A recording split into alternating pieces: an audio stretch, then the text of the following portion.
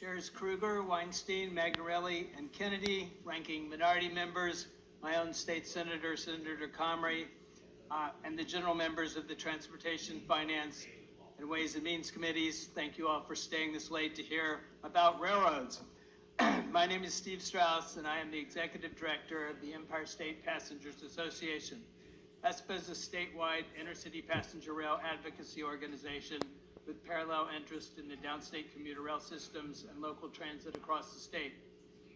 In addition to the written testimony that ESPA has submitted, I would like to focus this evening on 4 key points on how you can help bring higher speed passenger rail to the Empire Corridor and improve Amtrak service throughout the state.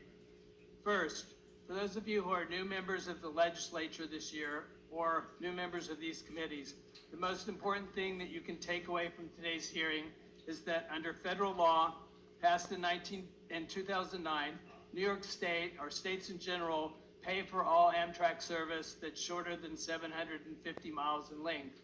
That means that all Amtrak service in New York State is paid for by the state of New York taxpayers after you subtract fare revenue, except for the Lakeshore train, which runs from New York City to Chicago.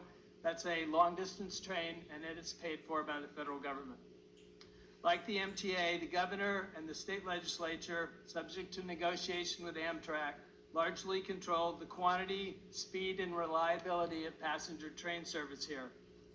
We don't particularly need more money right now. That may be hard to believe, but we think it's true. We need leadership and vision to create a strong state rail program.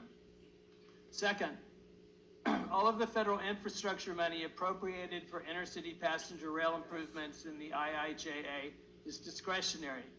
The rail program is different from the highway and transit programs, which have formula money. New York State must develop projects, write grant applications, and compete against other states for this money. In December, the state submitted a large number of applications for projects, and ESPA thanks them for this aggressive action. But the pipeline of projects beyond this we believe to be quite thin. The competition in other states is better staffed, and they have more projects ready to go. Third, the long-delayed Empire Corridor EIS is going to be released very soon. There will be a preferred alternative, probably 90 miles an hour, with some 110-mile-an-hour segments.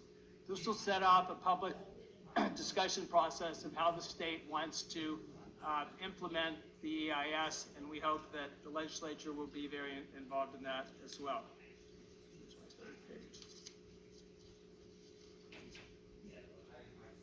And then finally,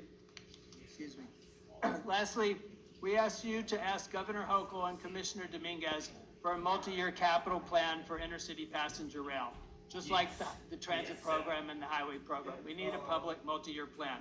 I could go on, but I know you have time limits. Thank you very much for the opportunity to speak today. I would be happy to answer any questions that members may have. Thank you.